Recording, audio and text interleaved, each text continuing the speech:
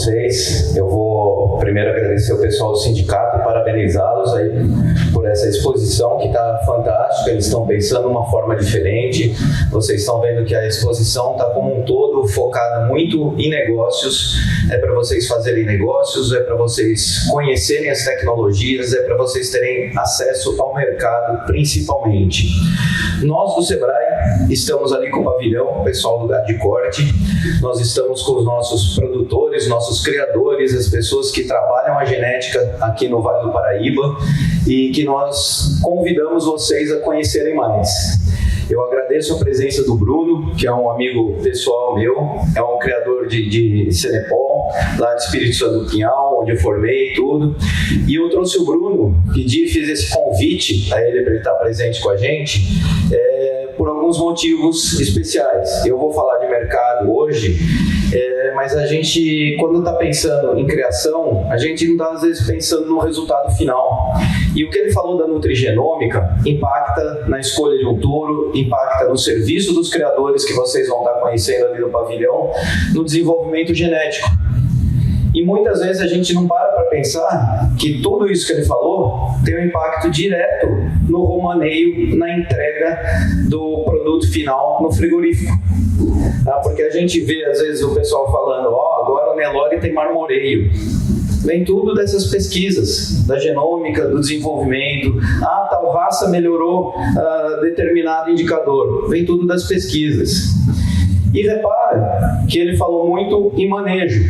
A gente pensa na nutrição como algo isolado da genética, isolado do mercado, isolado de tudo mais.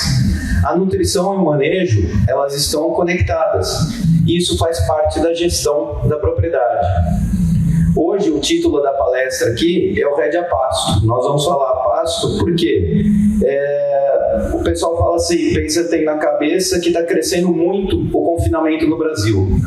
Está crescendo muito o confinamento no Brasil. Só que a primeira coisa que tem que estar na nossa cabeça é que o Brasil, mesmo confinando, ele está terminando a produção em confinamento. Na prática, para o mundo, a grande maioria da nossa carne é carne de pasto. Quando a gente tem 70% das nossas arrobas produzidas a pasto, para o mercado mundial, para o mercado de valor agregado, é a carne de maior valor. Se a gente pegar alguns mercados, nossos concorrentes, e que hoje a gente tem visto as notícias, a arroba brasileira é a menor cotação em dólar do mundo. Realmente é.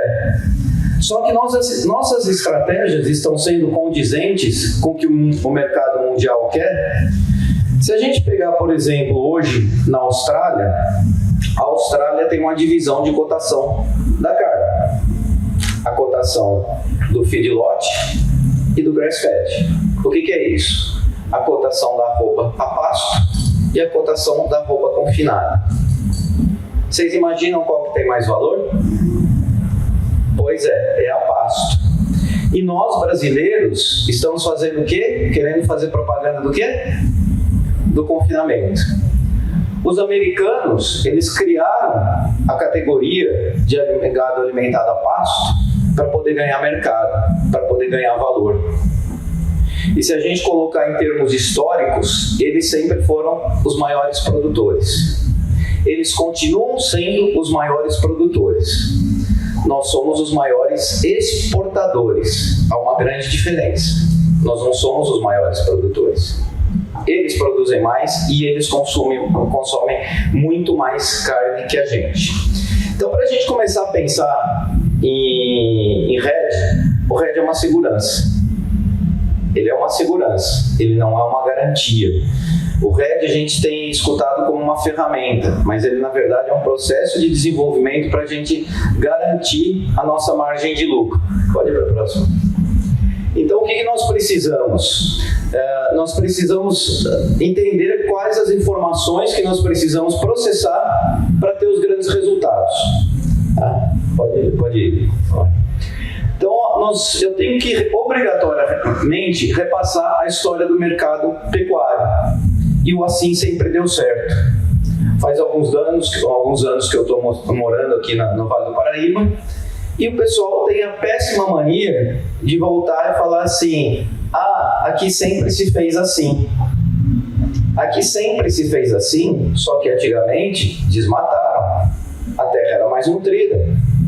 A terra tinha uma capacidade maior de produção, com uma genética ruim e com uma economia instável. De qualquer forma, favorecia o desenvolvimento econômico do negócio. Então vamos lá. A história do mercado pecuário nacional, ela passa basicamente pelo culto à ineficiência. O brasileiro, ele carrega o culto à ineficiência na pecuária. Porque durante muitas décadas, a pecuária foi extremamente improdutiva. Hoje nós temos orgulho de sermos os maiores exportadores, mas nós ainda não temos a maior eficiência na produção. Durante muito tempo, meu avô ganhou dinheiro com a pecuária, meu bisavô ganhou dinheiro com a pecuária, meu pai ganhou dinheiro com a pecuária. Não era a pecuária que estava dando dinheiro. Não era a pecuária que dava dinheiro. O que dava dinheiro era a inflação. Por quê? O cara tinha um produto de consumo que ficava lá no pasto, que ficava ganhando tamanho, tinha pouco fornecimento interno. Até algumas décadas atrás nós éramos importadores. Então, mesmo você errando muito, fazendo tudo errado, a pecuária ainda dava dinheiro. Por quê? Não era ela que estava dando retorno, era a inflação. Tá? Então, mesmo as propriedades improdutivas e totalmente inadequadas, com processo de produção, com tudo errado, elas geravam um acúmulo de dinheiro para as pessoas. Olha. Então, nas últimas décadas, a economia brasileira ela se transformou. Tá? Ela passou, principalmente na década de 90, ela passou por um processo de estabilização. O consumo interno começou a subir, tá? E posteriormente começaram as aberturas de alguns mercados. Então, as pessoas que já estão com a minha idade, com um pouco mais, lembram que as primeiras grandes vitórias do Brasil foi: estamos exportando carne para a Rússia, estamos não sei o quê, e depois a Rússia saiu e assim por diante. Tá? Mas foi o começo da mudança do mercado. A gente tem que fazer assim, a gente fala de produção, a gente fala de mercado e tudo mais, mas a gente tem que fazer uma reflexão que impacta diretamente no mercado. Para que um produto cresça e ganhe mercado, o seu preço final ele vai ser de forma relativa ou de maneira efetiva mesmo, mais barato que nos períodos anteriores. Então, para quem fica falando assim, a arroba vai subir muito, cara, nós éramos os donos, até pouco tempo atrás, do segundo maior mercado consumidor do mundo.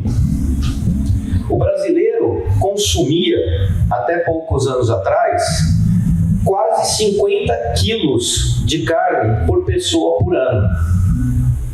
Nós caímos para 19 quilos. Vocês acham que com o consumo caindo dessa forma, a gente vai aumentar o preço? Não vai. O consumo agora, recentemente, nos últimos meses, tem retomado. Está voltando ali para casa dos 20 e pouco, 27. E ainda não conseguiu impactar de forma significativa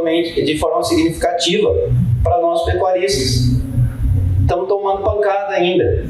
Então a gente tem que entender que os períodos de baixa, eles vão ser cada vez mais constantes. E quando não for período de baixa, a arroba vai ter uma desvalorização em relação à moeda. A gente lembra assim que há pouco tempo atrás a arroba chegou nos 300 e pouco, só que mesmo chegando nos 300 e pouco, qual que era a análise do mercado?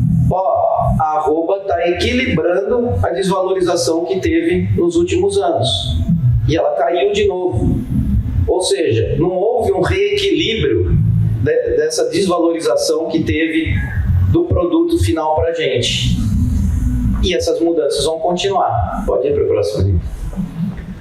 A gente tem que entender que com as mudanças econômicas no Brasil e no mundo, não existe mais aquela valorização passiva do produto. Não existe. Tá? Nós temos um mercado que vai consumir, a grande massa que vai consumir um produto cada vez mais barato, e nós vamos ter que trabalhar mercados especiais, nichos de mercado, linhas de produtos especiais e assim por diante. Acabei de falar, a Austrália, já na criação, no momento da produção, eles já têm cotações diferentes. Os americanos estão rumando para isso.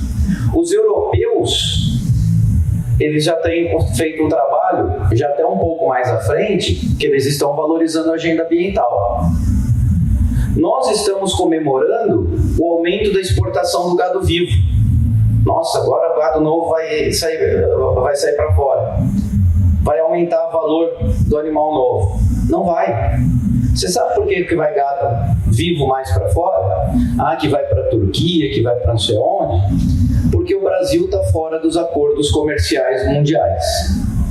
Então, basicamente, se tira um animal jovem daqui, com baixo carbono, que vai ser terminado em outro lugar do mundo, ainda gerando crédito, mesmo sendo transportado de navio, está gerando crédito e está entrando no mercado de maior valor.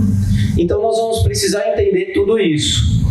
E o que acontece? Cada vez que a economia se estabiliza e o consumo vai aumentando, a margem do produtor vai ficando cada vez mais estreita. Cada vez mais estreita.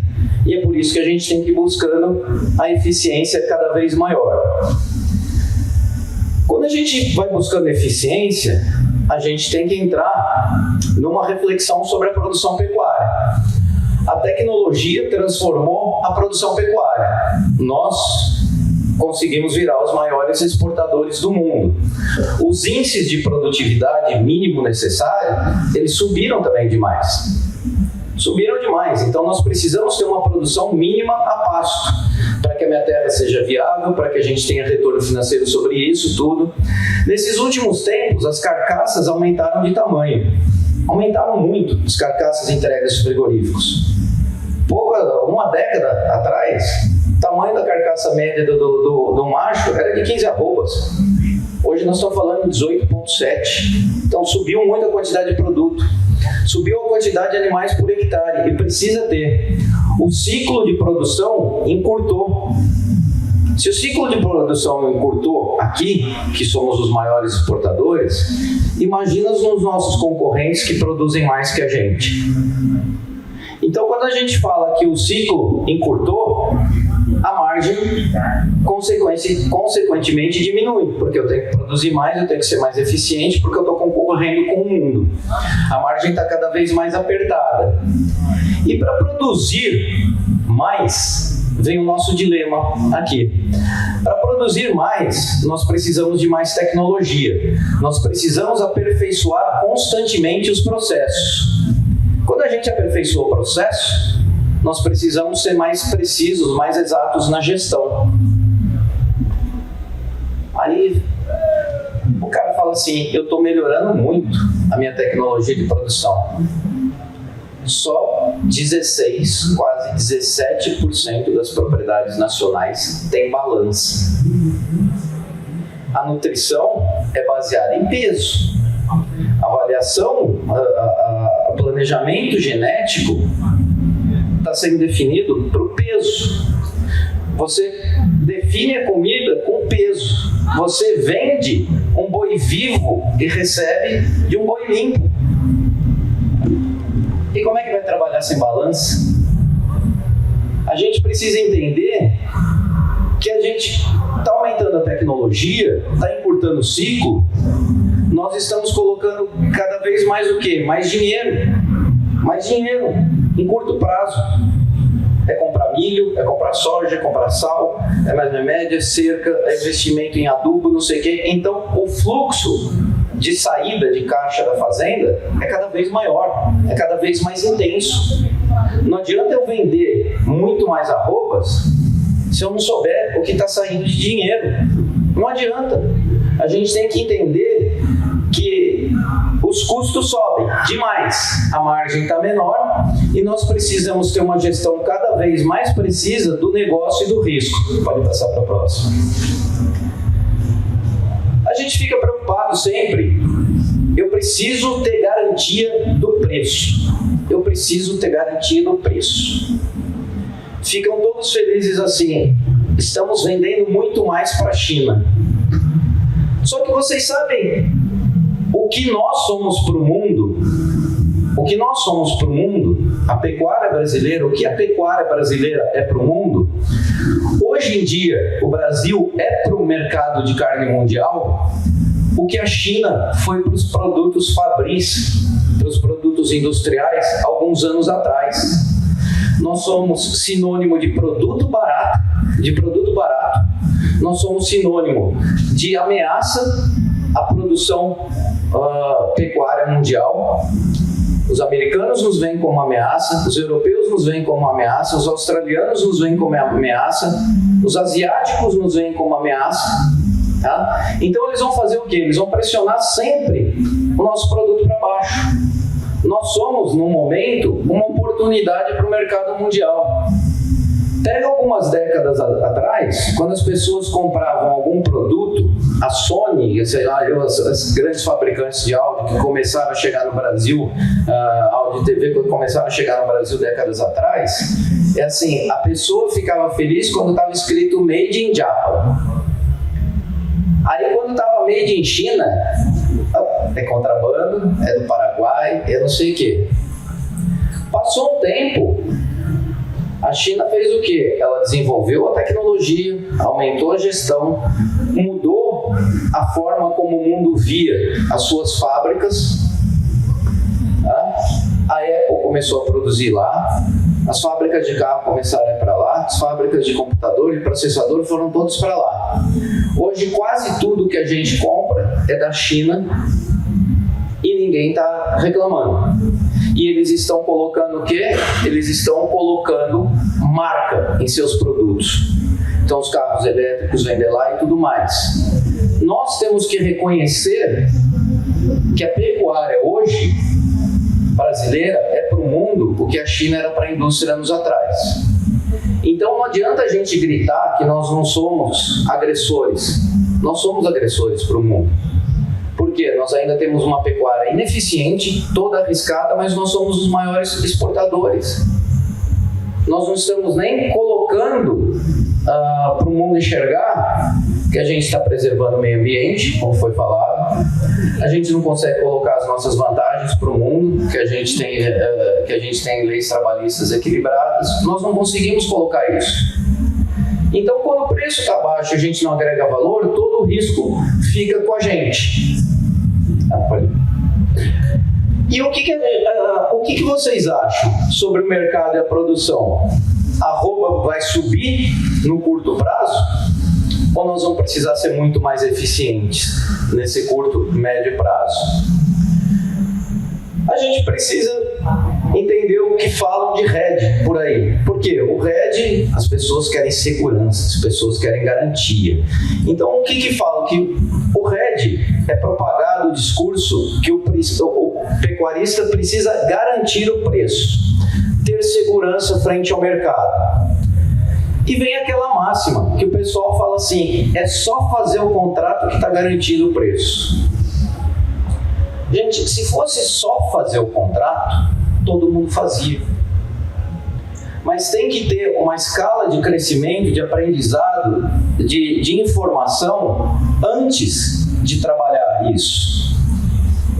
O que é o significado de RED de fato?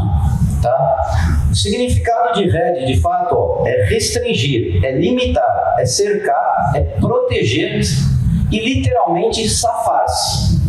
É fugir do risco.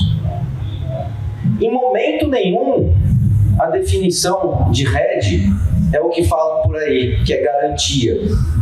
Ninguém garante nada. Ninguém garante nada. Não existe garantia. Alguma vez vocês têm algum investimento no banco que fala que está em 100% de garantia? Então, como é que alguém vai oferecer para vocês, é 100% de garantia do preço da roupa? Não existe isso. Então a gente tem que entender que o RED, não vamos trabalhar o RED só como uma ferramenta de mercado. O RED é uma estratégia, um posicionamento nosso, um comportamento. Então, assim, a estratégia do RED na pecuária passa por a gente entender que nós temos que restringir os erros, limitar os custos. Veja como eu estou tirando o RED da operação financeira e estou trazendo para o colo de vocês, tá? É restringir erros, limitar custos, cercar a produção, proteger-se dos riscos e safar-se de maus negócios. Basicamente, está quase tudo na mão de vocês. Então, para a gente entender que a gestão da informação na pecuária é uma das coisas mais importantes, ferramentas de segurança, você precisa de estudo, você precisa de gestão de informação, você precisa de análise do negócio e de preparo de estrutura da empresa, tá? Então, vamos colocar assim, o primeiro passo é restringir. Olha como é curioso, é difícil para as instituições de pesquisa levantarem as perdas que acontecem nas propriedades brasileiras. Porque o pecuarista não faz o básico, que é anotar, que é marcar o que acontece. Então, tem alguns números que eu peguei de uma instituição de pesquisa e foram feitas em áreas de grande concentração de propriedades pecuárias de diversos tamanhos.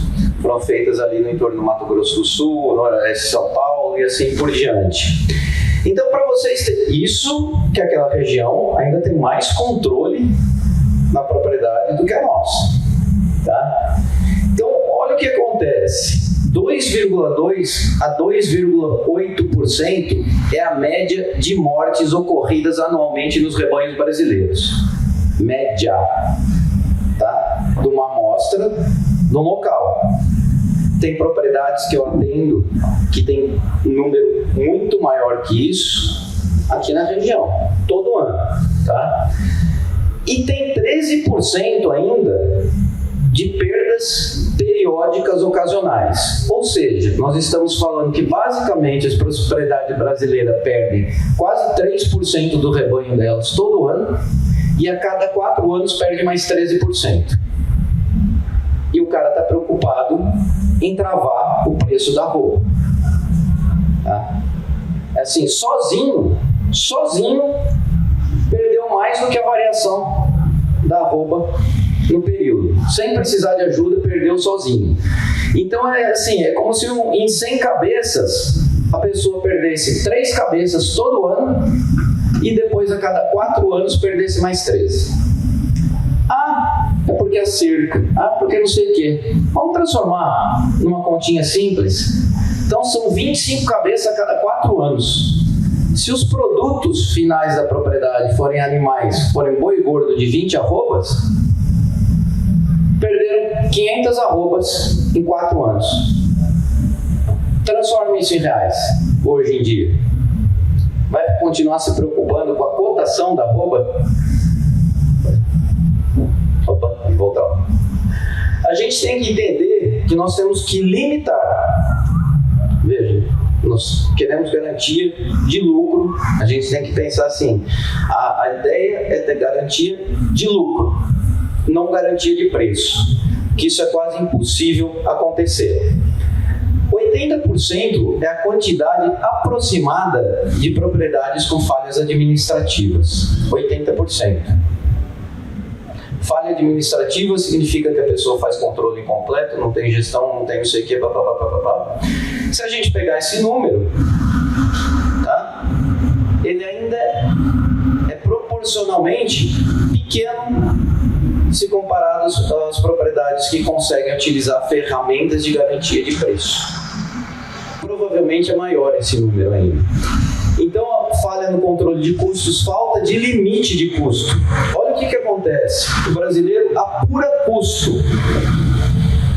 Apurar custo significa que você só vai chorar depois. E esse é o problema da pecuária. Porque o agricultor, ele controla custo. O pecuarista apura. Então ele vai ver que aconteceu o prejuízo 2, 3, 4 anos depois do rombo feito. Tá? Então Então a gente precisa ter controle. As operações de proteção de mercado possuem custos. Você fazer um hedge, você fazer uma opção, você fazer qualquer coisa, ela tem custo. O pessoal fala assim, é só fazer o contrato. Já nós vamos falar, vocês têm ideia de quanto custa um contrato futuro? A gente já vai conversar um pouquinho sobre isso. Eu não vou entrar nas operações, que isso tem especialistas, hoje vai ter gente falando à tarde sobre o tema. Vocês têm os bancos, as corretoras, as agências que podem fazer isso e dar suporte de maneira precisa para operacionalizar. Hoje a ideia, eu vou passar para vocês o que precisa ser feito para que aconteça, para que tenha essa possibilidade.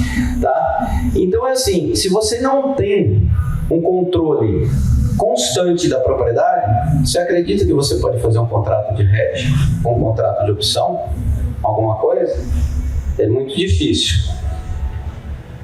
A gente tem que cercar as possibilidades. A gente tem que cercar literalmente para depois proteger. Como é que a gente cerca? Tá? Se a gente levar em consideração os últimos 10 anos, nós passamos por vários momentos de alta e baixa, tá? E os produtores sempre acreditando na estabilidade ou na alta do mercado. Só que nos últimos 10 anos, aconteceram 14 momentos de imprevisibilidade no mercado. 14. E isso que eu peguei esses dados ainda um pouco antes de acontecer, são de um pouco antes de acontecer guerra, de acontecer conflito, de acontecer um pouco mais. Porque provavelmente já subiu para umas 18 ocorrências aí. Tá? Vocês querem um exemplo de ocorrência simples? O agricultor brasileiro só não sofreu uma queda no valor do milho, da soja, das coisas, porque a Rússia invadiu a Ucrânia. Então faltou grão. Se a Ucrânia estivesse produzindo normalmente, estaria mais favorável para o confinamento, para a produção de leite mundial, confinamento de boi. Por quê? Ia ter milho a mais no mercado. Então são imprevistos que a gente não tem como controlar. E a quantidade de vezes que a arroba desvalorizou ou caiu foram muito maior do que as vezes que subiram. Mas o que ficou na cabeça do pecuarista? A arroba chegou a 300 e pouco tempos atrás. Já volta. Eu lembro, tem um colega meu, e tem um aqui que está aqui presente, a gente discutia, não, mas vai voltar em breve. Vai voltar em breve.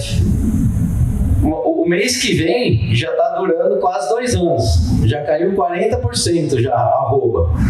E a gente está acreditando que vai subir logo. Não vai subir tanto assim, vai subir um pouquinho. Então o que nós temos que entender? A ação de cercar é a análise do que nós vamos segurar e por quanto tempo nós vamos segurar.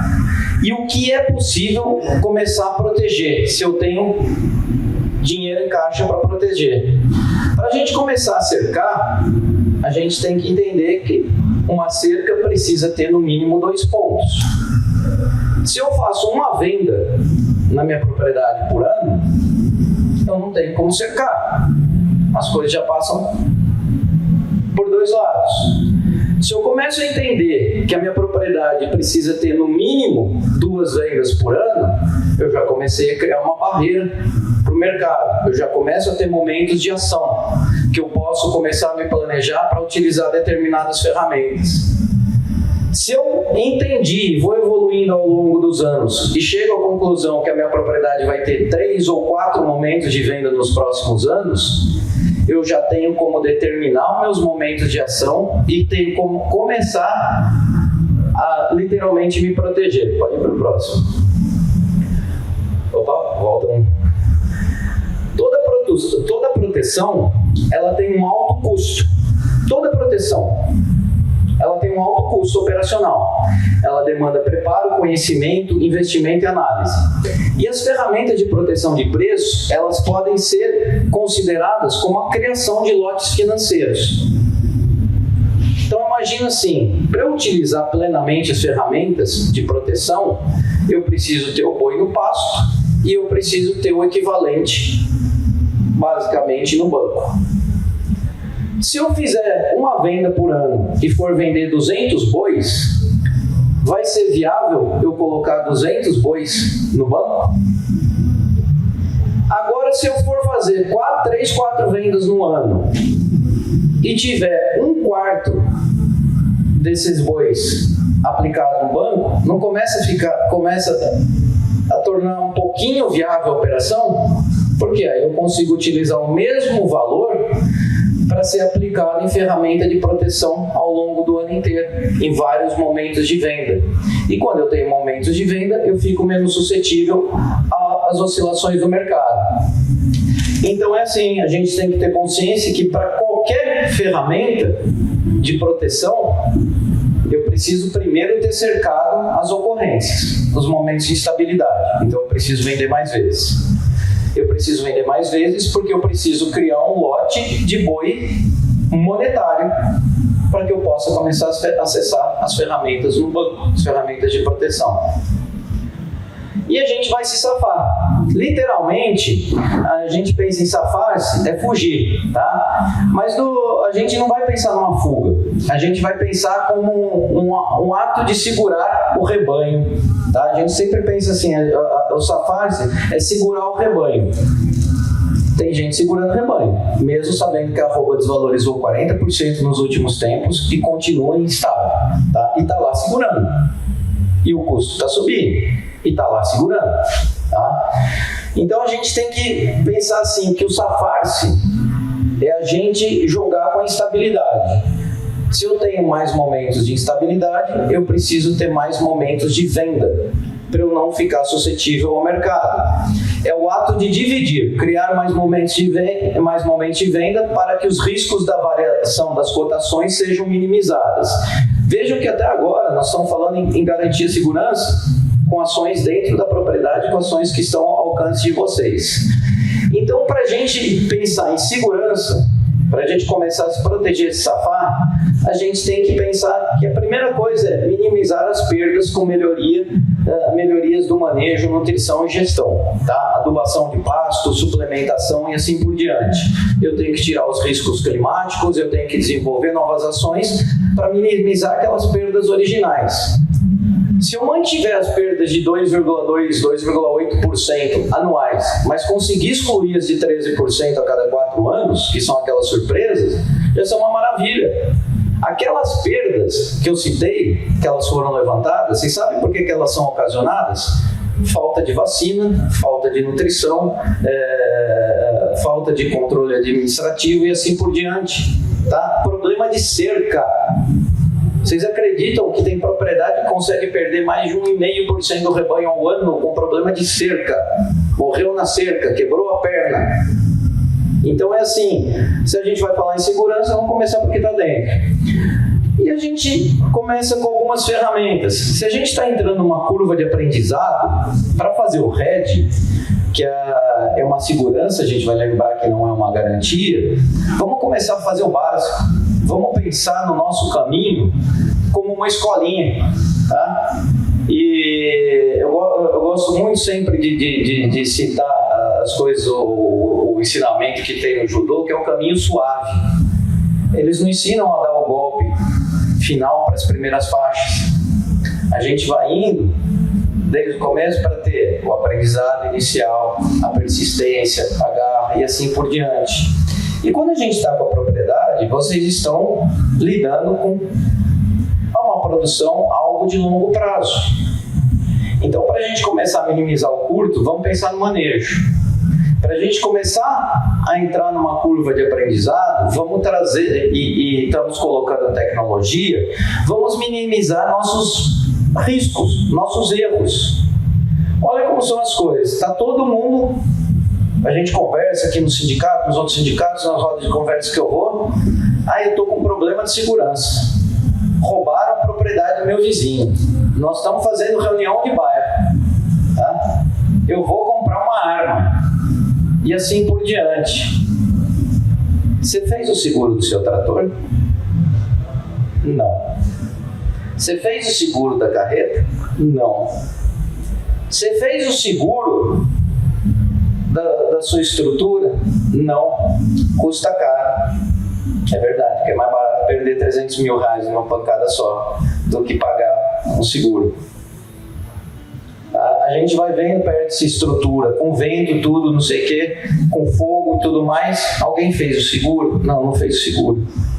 Então, o seguro é a primeira ferramenta de aprendizado para a gente lidar com o mercado financeiro. Porque no Brasil, por mais que as coisas sejam caras, o seguro rural ele tem subsídio, ele tem subvenção várias vezes do ano. Então, a gente precisa entender o momento de contratar o seguro. Ele tem seguro para máquina, ele tem seguro para estrutura, ele tem seguro, por incrível que pareça, o pasto tem seguro. Mas se você não está fazendo calcário, se não está fazendo adubação, se não está fazendo nada, não compensa o seguro da pastagem. Então, assim, se a gente começar a melhorar o manejo, começa a valer o seguro agrícola, depois o seguro do rebanho. O seguro do rebanho tem subvenção também. Não é só o gado de elite ou os cavalos de competição que merece seguro. A produção merece o seguro. Só que você tem que entender o momento de contratar. E é mais fácil começar a entender o momento de contratar um seguro do que pensar no contrato futuro numa opção. Você só precisa entender qual que é o momento de contratação. Vocês sabiam que o seguro para lotes de gado, quando a gente faz lote, ele não cobre roubo, mas ele cobre vida e reprodução. Imagina assim, não é melhor pagar uma franquia e repor uma grande porcentagem de uma vaca perdida do que perder 100%?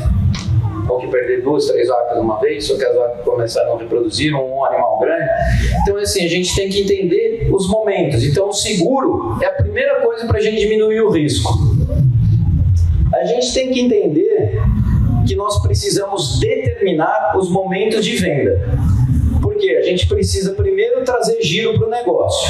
Giro. O que falta, muitas vezes, não é capital, é giro. É giro. A gente precisa girar o estoque. Então eu preciso ter mais momentos de venda. Se eu conversar com muitos de vocês aqui, sabe o que vão me falar? Aí eu estou preparando o gado que eu vou entregar um lote em novembro no frigorífico. Vai todo mundo entregar lote em novembro, tá todo mundo esperando que a arroba vai subir em novembro. Não, é porque aumenta o consumo em dezembro. Alguém já parou para pensar que a carne que está abastecendo o consumo interno em dezembro, que está indo para fora, é a de setembro, outubro? Não é a daquela época? Então é assim, a gente tem que pensar que existe logística, que existe tudo. Então a gente precisa determinar esses períodos de venda para organizar e ter disponibilidade de caixa.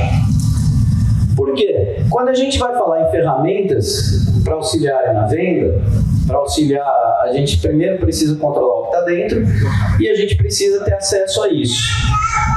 A primeira coisa para a gente poder acessar contratos de boi a termo, da gente fazer contrato futuro, é a gente ter previsibilidade. Se eu não tenho previsibilidade de venda ou previsibilidade de custo, eu estou fora. Eu não tenho condições de acessar uma ferramenta dessa ainda. Eu não tenho, tá? Então, previsibilidade está com vocês. Não está com o banco, não está com a corretora, não está com o consultor, não está com ninguém. Está com o dono da propriedade. Eu vou vender data tal e data tal. O que vai precisar acontecer para entregar nessas datas, aí são coisas táticas e operacionais que vocês discutem com o consultor e com tudo mais. Então vamos lá. A ferramenta que vocês mais usam é o boi a termo. O frigorífico oferece o boi a termo, aquela famosa trava da arroba. Ah, eu travei a arroba a 250. Mas o frigorífico me roubou que depois me pagaram 230 numa parte do rebanho. Alguma coisa aconteceu. Não aconteceu nada. É porque assim, o frigorífico, ele faz essa operação para garantir que vocês vão entregar e para garantir que o custo dele não vai subir. Então, normalmente, o que acontece não é que existe mais propósito de boi a termo quando a arroba está subindo do que quando a arroba está baixando. Por quê? Eles não querem que suba o custo. Alguns frigoríficos, para as pessoas que estão com mais relacionamento, eles oferecem o boi a termo como uma ferramenta de estratégia de relacionamento.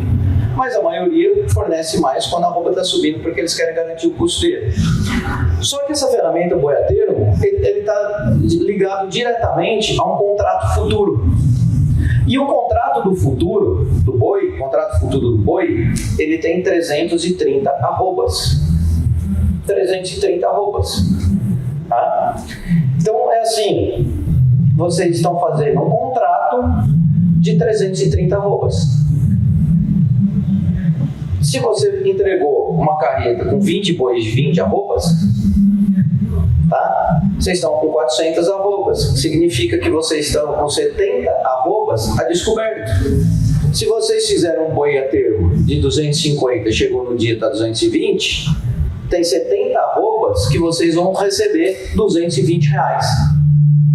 Tá? É por isso que dá essa diferença. Em compensação, se for para 270, em 70 arrobas, vocês vão receber R$270 e nas outras 330 vocês vão receber 250. Então é muito importante a gente ficar com isso na cabeça. Por quê? Porque são as 330 arrobas. Imagina assim, se você fala assim, mas eu vou entregar no frigorífico, eu vou vender o boi e eu quero garantir esse preço. Vocês vão fazer uma venda futura, que é semelhante ao boi a termo. Só que vocês estarão comprando um contrato. Tá? Eu não vou entrar nas minúcias, como eu disse, vocês podem acessar os cursos que a B3 disponibiliza, conversar com o banco direto, mas só colocar algumas coisas para ficarem na cabeça de vocês. Se vocês forem fazer por conta esse contrato, vocês precisam ter 330 arrobas no banco. Mas eu vou entregar 600 arrobas. Você vai entregar 600, você vai precisar ter 660 no banco para fazer esse contrato. Então vocês entendem por que eu falei do momento de venda? Porque às vezes eu consigo me capitalizar para aos poucos, ao longo dos anos, ter 330 arrobas no banco. É uma arroba estocada, eu não vou perder, não vai acontecer nada disso, mas ela vai me permitir garantir o preço lá na frente. Normalmente a gente não faz isso porque a maioria dos pecuaristas não tem capital para isso. É como se tivesse um lote no banco, como eu disse para vocês. Aí o pessoal fala assim, tem confinamento que tem muito sucesso. Eles não param, mesmo que o boi está em crise. Esses confinamentos, eles estão com caixa suficiente para fazer contrato futuro do milho, da soja e do boi. Então, só que a primeira coisa que ele fez não foi o do boi. Ele fez o do milho e o da soja. Por quê? Olha lá a curva de aprendizado que eu falei para vocês. Começa pelo seguro, mas depois a gente tem que limitar os nossos custos. Então, para a gente aprender, se eu estou lá com a suplementação, se eu tenho as coisas, não sei o quê, qual que é a ferramenta que eu posso utilizar para começar a limitar os meus custos? É o contrato futuro do milho ou da soja, mas começa pelo do milho, que normalmente é o maior consumo de vocês. Para você garantir trabalhar com 450 sacas de milho, são R$27 mil. É menos do que precisaria de arroba. É um valor menor do que precisaria de arroba. E você está limitando seus custos. Ou seja, você está internamente garantindo a margem. Está dando para entender a linha de pensamento, gente? Tá? A gente pensa primeiro em limitar meus custos, limitar meus riscos. E eu vou por onde eu consigo entrar primeiro. O que a gente tem? Assim, se eu estou com as coisas controladas, se eu estou com tudo muito bem feito, mas eu ainda não consegui caixa para fazer um contrato futuro, para fazer trabalhar no mercado futuro, ou eu fiz um contrato de boi a termo com frigorífico e eu quero continuar garantindo uma outra ação, tem uma coisa que está crescendo muito no Brasil, que é o mercado de opções. Tá? O que é um mercado de opção? Você não vai estar trabalhando o contrato. Você está comprando uma opção, um direito de vender ou comprar a arroba em determinado valor. A opção, ela está hoje em dia muito comum no mercado de ações, e a opção, inclusive, pro mercado agrícola e pecuário, ela tem crescido muito, tá? Então vocês compram a opção, o direito de vender ou de comprar lotes. E o investimento ele fica menor, porque você vai estar comprando a opção de uma venda, por exemplo, a R$6. Uma venda futura. A gente precisa determinar um momento de venda, porque quando eu compro uma opção, é uma coisa de longo prazo. Eu preciso comprar preferencialmente com prazos de 1 ano. Por quê? Eu sou pecuarista, eu não sou especulador da bolsa. Então o que eu faço? Se eu sei que eu vou vender, insistir no meu erro de vender em novembro e dezembro, eu vou comprar no momento que a cotação do mercado futuro está em alta lá para o final do ano, eu vou comprar uma opção de venda. Por exemplo, uma opção de venda a R$250. Eu comprei o direito de vender o boi naquele momento.